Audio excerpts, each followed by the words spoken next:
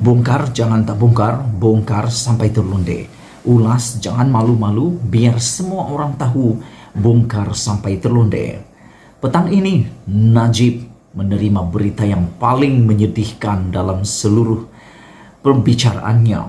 Apabila rupa-rupanya mahkamah pernah menolak Peguam Diraja mewakili perayu di Malaysia. Dan yang lebih menyayat hati lagi adalah Peguam Diraja yang dimohon oleh Najib, yaitu Jonathan James Laidlaw, untuk mewakilinya tidak akan diluluskan secara otomatis tanpa mengambil kira beberapa syarat, biarpun betapa baiknya kelayakannya. Hari ini aku nak kongsi dengan kamu semua. Ini beberapa sebab yang mungkin Mahkamah Persekutuan akan pertimbangkan untuk menolak permohonan Najib. Kerana rupa-rupanya dalam kes mahkamah di Malaysia, Mahkamah Persekutuan pernah menolak seorang Peguam Diraja England untuk mewakili perayu, ditolak oleh Mahkamah Malaysia atau Mahkamah Persekutuan. Saya nak kongsi dengan kamu semua. Ada satu kes yang mungkin akan menjadi duluan dan panduan untuk kes Najib.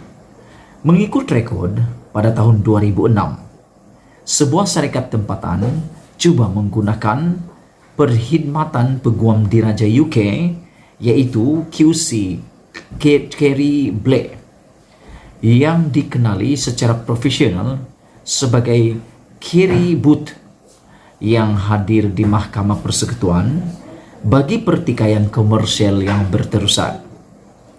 Booth juga sebenarnya adalah seorang istri kepada bekas Perdana Menteri Britain, yaitu Tony Blair.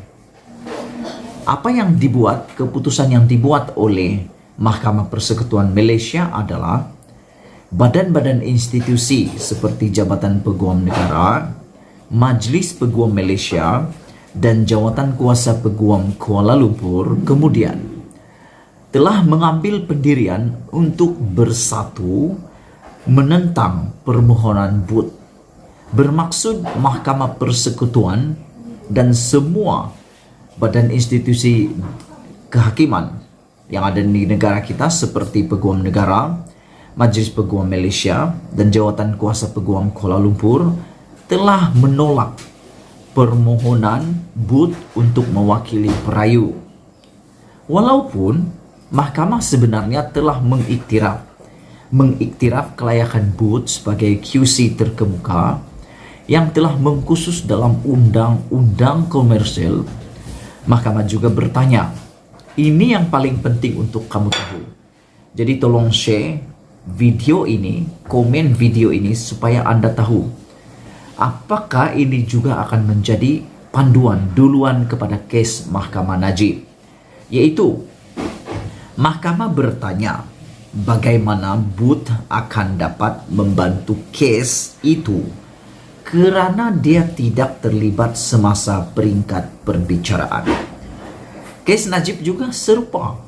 Bagaimana Jonathan Laidlaw yang telah memohon untuk mewakili Najib dapat membantu kes itu kerana dia, Peguam Diraja UK itu, tidak terlibat semasa peringkat perbicaraan.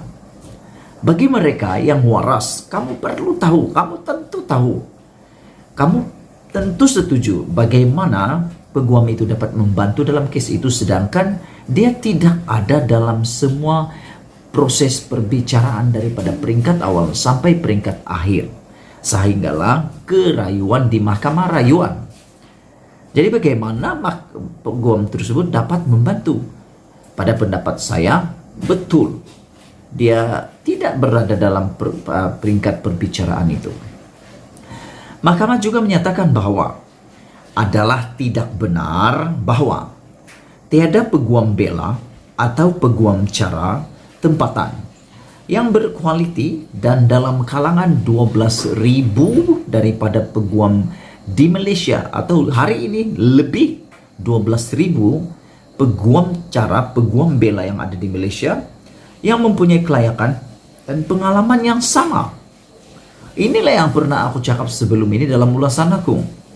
Adakah peguam diraja UK itu lebih hebat daripada 12.000 peguam yang ada di Malaysia? Ini secara tidak langsung pada pendapat saya mengiktiraf peguam dari luar dan tidak menerima pengiktirafan daripada peguam-peguam yang ada di Malaysia. Adakah peguam luar itu lebih baik daripada Malaysia?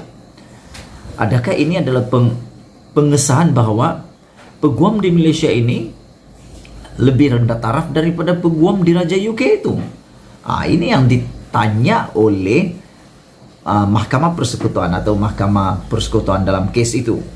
Mereka mengatakan bahwa adalah tidak benar. Tiada peguam bela dan peguam cara tempatan yang berkualiti, dan dalam kalangan 12.000 daripada mereka di Malaysia mempunyai kelayakan dan pengalaman yang sama. Dalam keputusan sebulan suara itu, Mahkamah Persekutuan menolak permohonan Booth dengan menyatakan bahwa Booth tidak menunjukkan dia mempunyai kelayakan dan pengalaman khas yang tidak terdapat dalam kalangan peguam bela dan peguam cara di Malaysia.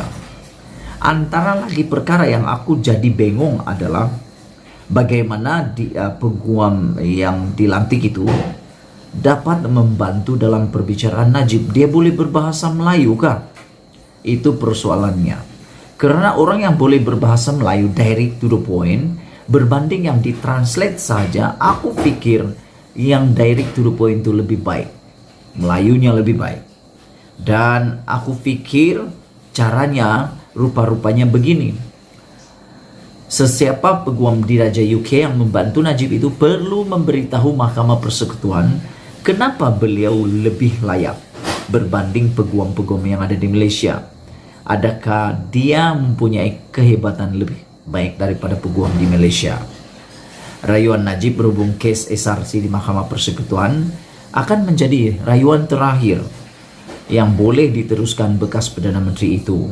Dia adalah Perdana Menteri pertama di Malaysia yang diheret di mahkamah dan yang paling luar biasa dijatuhkan hukuman penjara. Didapati bersalah. Telah didapati bersalah, dijatuhkan hukuman penjara 12 tahun dan denda 210 juta. Memandangkan sabitan di Mahkamah Tinggi dan Mahkamah Rayuan sebelum ini telah ditolak. Jika Mahkamah Persekutuan mengekalkan keputusan Mahkamah Tinggi dan Mahkamah Rayuan, Najib akan dihantar terus ke penjara. Penjara mana? Aku pun tak tahu. Kita tunggulah nanti. So itulah dia beberapa sebab yang akan menyebabkan Najib akan kehilangan khidmat peguam di Raja UK. Sebelum kita berpisah, tinggalkan komen kamu. Sila tekan butang subscribe, share video ini biar semua orang tahu. Bongkar jangan tak bongkar, bongkar sampai telunde. Kita jumpa lagi, bye bye.